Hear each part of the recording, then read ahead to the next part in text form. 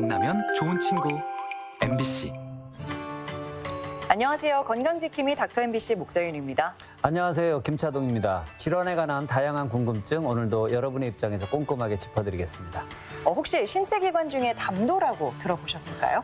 글쎄요. 이거 알고 있긴 한데 뭐 자세히는 모르겠는데 아마 저 같은 사람들이 많을 것 같은데요. 생소하지만 꼭 알아둬야 되는 기관입니다. 네, 맞습니다. 폐나 위 같은 다른 신체기관처럼 익숙하진 않을 텐데요. 하지만 담도암 발병률이 전체 암 중 9위를 차지할 정도로 많은 분들이 담도와 관련된 질환을 겪고 있습니다. 네, 정확히 알지 못하면 제때 관리하지 못해서 병을 키울 수도 있죠. 그래서 오늘은요, 담도 질환에 대해서 알아보는 시간을 마련했습니다. 네, 원광대학교 병원 췌장 담도내과 전형구 교수와 함께 담도 질환에 대해서 자세히 알아봅니다. 담도 질환은 초기에 별다른 증상이 나타나지 않아 이미 질병이 진행되고 나서 발견하는 경우가 다반사입니다. 특히나 담도라는 장기를 알고 있는 사람이 드물어서 관리 시기를 놓치기 쉽다는 것도 위험 요소인데요.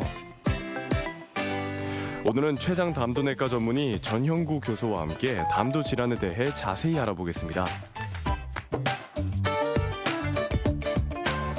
네, 교수님 안녕하세요. 예, 안녕하세요. 네, 오늘 주제가 담도 질환인데요. 사실 담도라고 하면 많은 분들이 생소해할 수도 있을 것 같은데 우리 몸에서 어떤 역할을 하나요?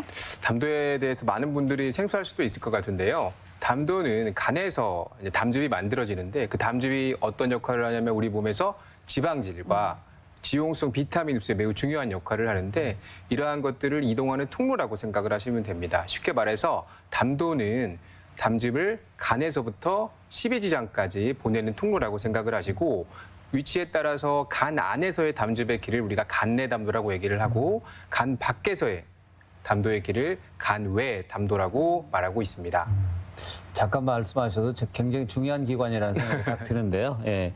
만약에 그 담도에 이상이 생기면 어떤 현상이 있을까요? 네, 담도는 아까 말씀드린 것처럼 담즙이 이동하는 통로라고 말씀을 드렸잖아요. 그러면 이 담도를 우리가 쉽게 볼 수 있는 하수도랑 비교해 볼 수 있을 것 같거든요. 하수도가 어떤 원인에 그러니까 막히게 되면은 그 안에 물질 흐름이 원활하지 않을 수가 있잖아요. 그렇게 되면은 정체되고 그럼 썩게 될 수가 있습니다.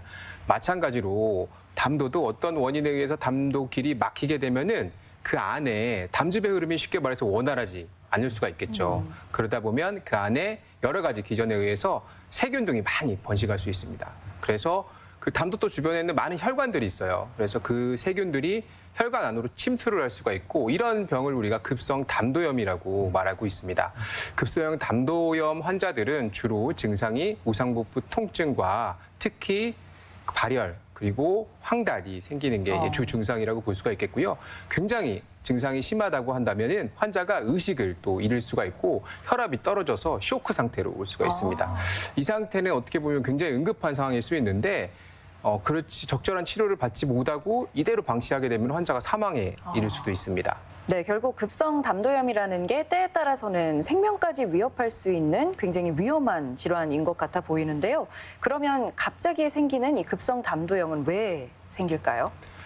급성 담도염의 가장 흔한 원인으로는 우리가 담석증을 줄 수가 있습니다. 그 다음으로는 악성 종양으로 담도암이나 십이지장, 팽대부에 있는 바터팽대부암이나 췌장 두부암이 그 다음을 차지할 수 있겠고요. 그 이외에도 원발성, 경화성 담도염이나 아니면 급성 췌장염, 만성 췌장염의 합병증으로 인해서 담도 협착에 의해서도 발생할 수가 있겠고 이외에도 수술하다 보면 담도 손상이 발생할 수가 있거든요. 그것 때문에 협착이 발생하고 이런 여러 가지 원인에 의해서 급성 담도염이 발생할 수 있습니다. 그럼 담도 그 결석이나 이제 악성 종양이 있으면 이 급성 담도염을 일으킬 수 있다고 말씀해 주셨는데요. 이 두 가지에 대해서도 좀 자세히 말씀을 해 주시면 좋을 것 같아요. 네, 먼저 담석증에 대해서 먼저 말씀드리면요. 담석증이라고 하면 쉽게 말해서 우리 몸에 담즙이 있는데 담즙의 구성 성분이 딱딱해져가지고 굳어져서 돌이 생기는 거라고 생각을 하면 되겠습니다.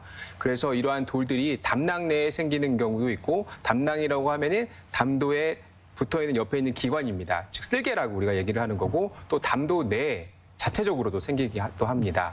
구성 성분에 따라서는 우리가 콜레스테롤 담석과 색소성 담석으로 나뉠 수가 있겠는데요. 콜레스테롤이 주성분인 콜레스테롤 담석 같은 경우에는 주로 담낭 내에 많이 생기고요. 색소성 담석, 즉 빌리루빈이 주성분인 색소성 담석 같은 경우에는 담도 내에 많이 생기는 경우가 있습니다. 서양인들에서는 대부분 많은 경우에 콜레스테롤 담석이 대부분인데 우리나라와 같이 동양인에서는 콜레스테롤 담석보다는 색소통 담석이 더 많이 발생하고 있습니다. 그러나 최근에 아시겠지만 여러 가지 이제 식생활이 많이 서구화됐잖아요. 그러면서 콜레스테롤 담석의 유병률이 많이 증가되고 있습니다. 그리고 한 가지 유념해야 될 것은 젊은 분들 같은 경우에 굉장히 상복부 통증이 심해가지고 응급실에 자주 가셔서 위경련이라고 하고 특별한 원인을 못 찾는 경우가 있거든요. 그런 경우에는 항상 제가 생각했을 때는 그런 콜레스테롤 담석에 대한 평가가 필요할 것 같습니다. 왜냐하면 응급실 가서 CT를 촬영 우리가 복통 있으면 많이 하는데요. CT를 찍게 되면은 콜레스테롤 담석 같은 경우에는 CT장에서 뚜렷하게 관찰이 되지 어렵기 때문에 이런 것들이 의심이 되면은 복부 초음파라든지 MRI라든지 초음파 내시경 등을 시행해 볼 수가 있습니다. 그래서 이러한 담석에 의해서 담도가 폐쇄되고 그것 때문에 염증이 발생했을 때 담석증에 의한 급성 담도염으로 우리가 진단할 수가 있겠습니다. 네. 그렇게 담석증에 의해서 급성 담도염이 발생했을 때 뭐 치료는 어떻게 진행이 되나요? 예, 우선은 환자가 이제 굉장히 불안정한 상태로 오기 때문에 수액 공급을 해주고 또 전해질도 불균형이 있을 수 있거든요. 왜 그러냐면 환자들이 많이 못 드시고 오시는 경우가 많기 때문에 그런 것들에 대한 교정을 해주고 아까 말씀드렸다시피 통증이 또 심할 수가 있잖아요. 그래서 진통제를 투여하고 항생제를 투여하게 됩니다. 무엇보다 제일 중요한 치료는 이러한 막힌 담도를 배액을 해주고 담도 결석을 제거해주는 게 중요하겠는데요. 이러한 시술에서 우리가 가장 많이 하는 게 ERCP라는 하는 내시경 역행성 담체관 조영술이 이러한 담도 결석을 제거하고 담도 배액술을 하는데 많이 이용되고 있습니다. 이 외에도 경피적 담도 배액관 삽입술이나 초음파 내시경을 이용한 배액술 또한 많이 이용되고 있고요. 그리고 이런 방법으로도 안 되는 경우가 있거든요. 그런 경우에는 굉장히 드물지만 수술을 하는 경우도 있습니다. 그리고 담도 결석을 제거하고 나서 담낭 내에도 돌이 있는 경우가 있거든요. 그런 경우에는 담낭 절제술도 같이 하는 게 담도 결석을 재발률을 낮추는 데 도움이 된다고 알려져 있습니다. 네. 치료 방법 중에 가장 흔히 사용되는 게 이제 ERCP라고 말씀해 주셨는데요. 여기에 관해서 조금 더 자세히 설명해 주시면 좋을 것 같아요. ERCP는 영어로 말해서 이제 엔도스코픽 리트로그레이드 콜란지오 판크레아토그래피라고 내시경 역행성 담체관 조영술을 약어로 표시한 것입니다. 이 ERCP라는 시술은 췌장 담도 질환에서 굉장히 중추적인 시술이 되겠고 굉장히 중요한 시술입니다. 그리고 내시경과 함께 방사선도 같이 이용해가지고 우리가 검사를 하는데요. 일반적으로 상부 위장관 내시경처럼 ERCP도 마찬가지로 입을 통해가지고 내시경을 이제 들어가고 식도를 지나서 위를 지나서 12지장 거쳐서 12지장의 두 번째 부분에 보면은 조그마한 구멍이 있습니다. 그게 이제 12장 유두부라고 하는 부분인데 그런 것들을 그 부분으로 여러 가지 조작을 통해 가지고 우리가 조영제를 주입하고 엑스선 촬영을 같이 하면서 담도와 췌장관을 잘 보면서 그러니까 시술을 하게 되는데 일반적으로 우리가 ERCP에 사용하는 내시경을 12지장경이라고 얘기를 하거든요. 12지장경은 일반 상부 위장관 내시경에 비해서 굉장히 좀 국수입니다. 그리고 렌즈도 이 앞에 달린 게 아니고 옆에 달려 있거든요. 그리고 구조도 좀 복잡해요. 그렇기 때문에 또 아까 말씀드린 것처럼 조영제도 또 많이 사용해야 돼서 ERCP 시술 자체가 시술이 좀 오래 걸리고 또 숙련된 기술이 매우 필요한 검사법이라고 볼 수 있겠습니다. 그렇군요. 그러면 이러한 ERCP를 통해서 담도 내 담석을 쉽게 제거할 수 있다는 그런 말씀이신가요? 아닙니다. 저희가 이제 하다 보면은 임상에서 보면은 이런 ERCP로 담석 제거 어려운 경우가 있는데 또 문헌고찰에서 보면은 ERCP로 담도 결석을 제거할 수 있는 게 한 85% 정도에서는 된다고 되어 있습니다. 안타깝게도 이제 담도 결석이 또 노인 연세 많으신 분들 같은 경우에는 굉장히 크기가 큰 경우가 있고 너무 많아서 그리고 또 하나는 완전히 담도를 막기 때문에 일반적인 저희가 하는 ERCP로는 담도 결석 제거가 어려울 수도 있고요. 네. 또 하나는 간내 담석 같은 경우에도 또 어려울 수가 있고 12지장이나 담도가 협착이 일어나면은 또한 ERCP로 시술이 어려울 수 있습니다. 네. 또 한 가지는 요즘에 수술을 또 많이 할 수 있는데요. 그러면서 해부학적 구조가 변경되기 때문에 일반적인 ERCP로 우리가 담도 결석을 제거하려고 하면은 담도 입구 부분에 들어가야 되거든요. 근데 그렇게 접근이 내시경우는 어려운 경우에는 ERCP로는 시술이 어려울 수가 있습니다. 즉 나머지 15%는 이 방법으로는 치료가 어렵다는 얘긴데요. 그럼 이런 경우에는 어떻게 하나요? 최근에는 경구담도 내시경이라고 하는 스파이글라스라는 최신 기계가 개발되어서 이용되고 있습니다.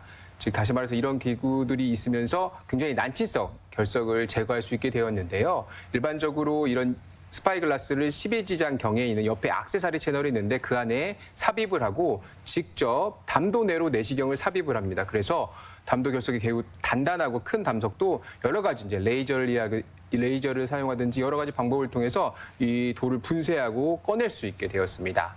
하지만 이제 간내 담석 같은 경우에는 피부를 뚫어가지고 경피적으로 담도 배액관을 삽입하고 이후에 그 안에 직접 내시경을 넣어서 돌을 깨기도 하고요. 여러 가지 방법으로 또 안 되는 경우가 있거든요. 그런 경우에는 어쩔 수 없이 수술을 고려하기도 합니다. 하여튼 뭐 다양한 방법으로 이렇게 이용이 되고 있다는 건 참 다행이라는 생각이 들고요. 담석증 다음으로 급성 담도염을 일으킬 수 있는 원인인 악성 질환에 대해서도 좀 설명이 필요할 것 같습니다. 네. 급성 담도염에서 담석증 다음으로 많이 일으키는 게 약성 종양이라고 말씀드렸는데요. 이 약성 종양에는 담도암이나 췌장에 머리 쪽에 있는 췌장 두부암, 12지장 팽대부암 등이 있습니다. 이 중에서 이제 오늘 주로 말씀드릴 게 이제 담도암에 대해서 말씀드리겠는데요. 담도암이라고 하면은 담도 세포에서 기원하는 선암종을 우리가 말하고 있습니다. 그래서 암에 발생하는 위치에 따라서 간 안에서 발생하는 담도암을 간내 담도암이라고 하고 그 바깥에서 발생하는 암을 간외 담도암이라고 하는데요. 특히 이제 간내 담도암 같은 경우에는 우리가 일반적으로 이제 간암이라고 많이 하잖아요. 간세포암과는 약간 다른데 간세포암 다음으로 많이 발생하는 간의 악성 종양이라고 볼 수가 있겠고요. 담도암 같은 경우에는 60세 이상의 연령에서 많이 발생할 수가 있고 여성보다는 남성에서 좀 더 많이 발생된다고 알려져 있습니다. 이렇게 남성에게서 더 많이 발병하는 이유가 있을까요? 일반적으로 이제 문헌 보고를 보면은 남성에서 여성보다 한 1.5배 정도 담도암이 많이 발생될 수 있다. 그렇게 보고가 되어 있는데 제가 이렇게 찾아봐도 뚜렷하게 그거를 근거를 제시하는 그런 거를 찾기는 좀 어렵더라고요. 근데 한 가지 우리가 수정해 볼 수 있는 것은 담도암의 발생 위험 요인 중에서 과도한 흡연이나 아니면 음주 그리고 간경화 등이 또 있을 수 있는데 이런 것들이 아무래도 여성보다는 남성에서 좀 더 많이 관찰될 수 있거든요. 이러한 경향이 아무래도 이 담도암이 남성에서 조금 더 발생되는 것을 설명해 줄 수 있는 하나의 이론이 되지 않을까 그렇게 생각이 듭니다. 그러면 담도암의 경우에는 담석증에 의한 담도염하고는 좀 다른 거죠? 어떻게 보면 담도염 자체는 비슷한데 담석증에 의한 담도염하고 비해서 이제 담도암에 의해서 발생되는 담도염 같은 경우에는 환자가 복통이 없이 황달과 체중 감소로만 오는 경우가 있습니다. 물론 담도암 같은 경우에도 이 담도에 어느 정도 침범을 했는지 그리고 진행 정도에 따라서 증상이 다를 수 있습니다. 초기에는 특별한 증상이 없을 수 있는데 시간이 지나면서 담도를 이런 종양들이 이제 맞게 되면은 아까도 말씀드렸다시피 눈동자가 노랗고 얼굴이 노래지는 황달이 발생을 할 수가 있고 그 이외에도 소화장애나 아니면 몸이 또 가려울 수가 있거든요. 그리고 회색변을 본다고 하는 환자들도 있습니다. 담도암의 경우 어떤 치료 과정을 거치게 되나요? 담도암의 치료는 아까 말씀드린 병변의 위치나 아니면 병기라고 하면 어느 정도 진행이 됐는지 그리고 또 환자가 너무 고령 그럼 또 힘들잖아요. 그래서 나이와 기저 질환에 따라서 치료 방법이 선택될 수 있는데요. 일반적으로 담도암에 의한 담도염으로 인해서 간 수치가 많이 올라가고 황달이 있는 경우에는 1차적으로 담도 배액술을 해야 되겠죠. 표준 치료는 아까 말씀드렸다시피 ERCP를 시행할 수가 있겠고 이 이후에는 담도암의 완치를 위해서는 광범위하게 절제술이 필요한데 담도암 환자의 한 40에서 50% 정도만 가능하다고 알려져 있습니다. 수술이 불가능한 경우에는 방사선 치료나 항암 치료를 할 수가 있겠고요. 최근에는 내시경, 국소 치료라고 해서 고주파 시술이나 광역각 치료 등이 이용되고 있습니다. 네, 수술적 절제를 하고 난 이후에는 아무래도 몸의 변화도 있을 것 같은데 어떤가요? 네, 맞습니다. 우리가 담도암에 대한 수술이 담도만 절제하고 끝나는 게 아니고 담도뿐만 아니고 병에 따라서는 간 상당 부분도 절제하고 또 12지장이나 위나 췌장까지도 절제하는 경우가 있거든요. 또한 이러한 그 담도암 같은 경우는 또 간 기능이 또 저하되어 있는 상태잖아요. 그리고 수술을 하고 나서 이제 간을 광범위하게 절제된 환자 같은 경우에는 그 남은 간이 좀 어느 정도 역할을 할 때까지 상당 기간 걸릴 수가 있고 또 하나는 위나 12지장, 췌장 등이 광범위하게 잘려진 경우에는 소화장애가 또 많이 발생할 수가 있고 그러면서 이런 몸에 적응하는 데 상당 시간이 걸릴 수 있을 것으로 생각이 듭니다. 그렇게 절제 이후에는 뭐 생활 습관이라든가 관리해야 될 부분이 좀 주의해야 될 것들이 많을 것 같은데요. 예, 특히 담도뿐만 아니고 뭐 십이지장이나 위나 췌장이 절제된 환자 같은 경우에는 소화장애를 또 많이 호소하거든요. 특히 덤핑 증후군이라는 것을 많이 호소하는데 덤핑 증후군이라고 하면은 우리가 광범위하게 절제된 환자에서 음식물을 먹게 되면은 위에 머물지 못하고 이게 바로 십이장으로 내려가면서 소장으로 가야 되는데 십이장이 또 잘렸거든요. 그렇기 때문에 바로 소장으로 가게 되면은 환자가 식후에 막 식은땀이 나고 설사를 하고 안면 홍조를 호소할 수 있는데 이런 것들이 이제 덤핑 증후군이라고 하고 또 환자에 따라서는 또 신물이 많이 넘어온다고 호소하는 환자들이 있습니다.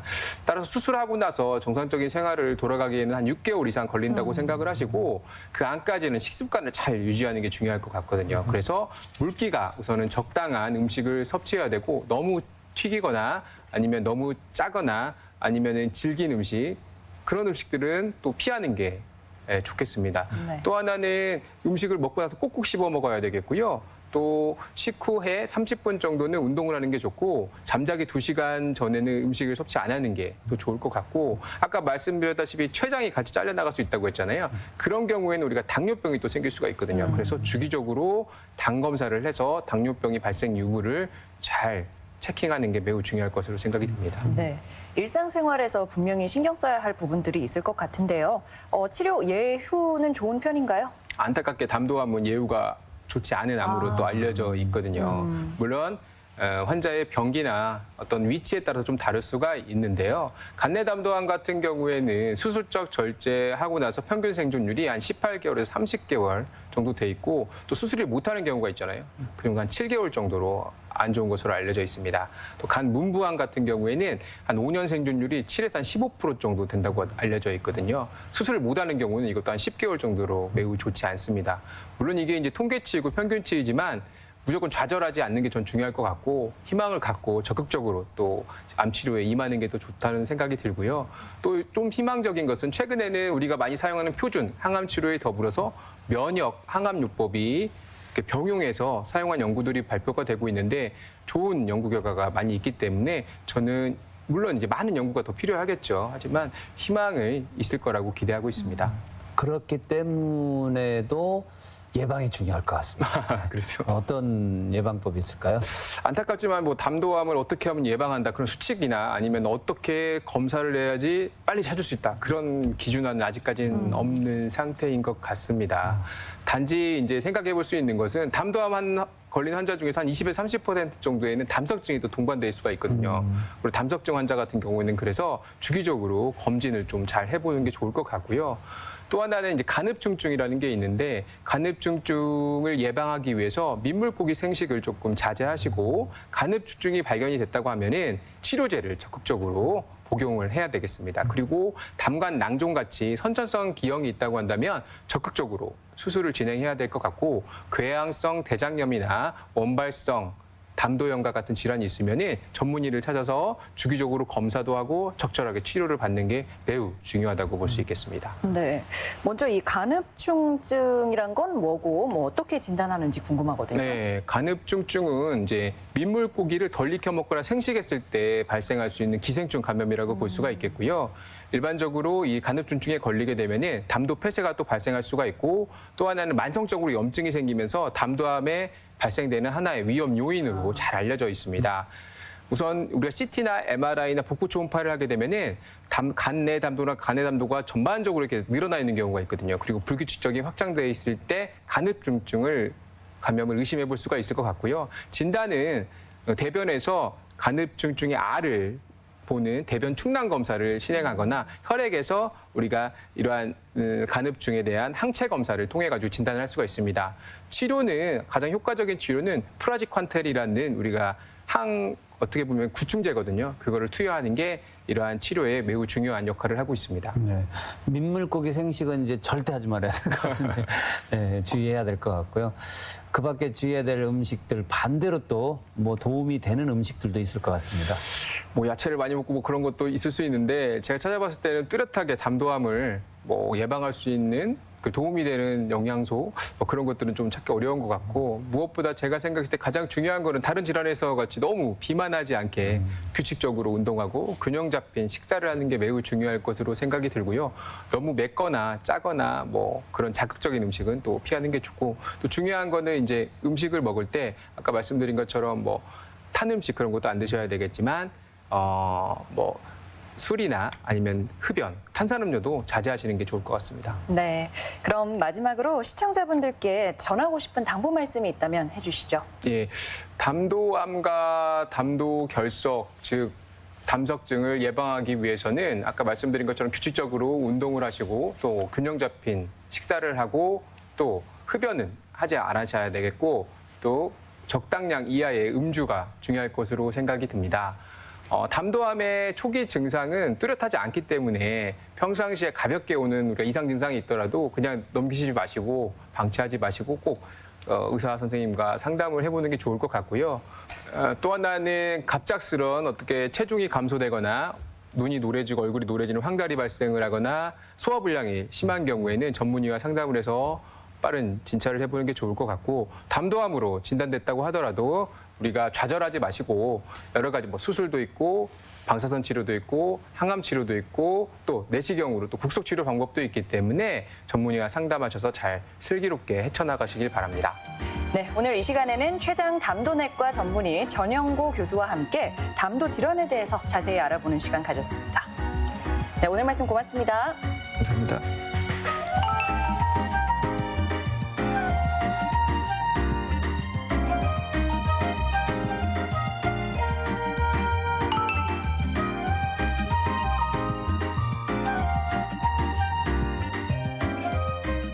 간혹 귀에서 삐 소리나 윙윙거리는 소리가 들린다는 분들 계시던데요. 이게 이명의 증상이라고 합니다. 네, 그렇군요. 이명의 원인 중 하나가 난청인데요. 그뿐만 아니라 큰 소음을 계속 듣거나 스트레스를 받아도 나타날 수 있다고 그래요. 네, 맞습니다.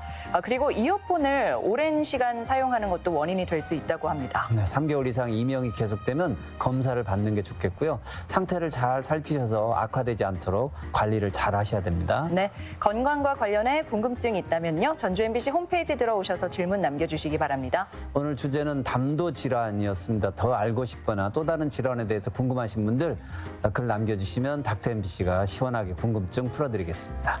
네, 저희가 준비한 소식은 여기까지입니다. 다음 주 이 시간에 다시 찾아뵙겠습니다. 고맙습니다.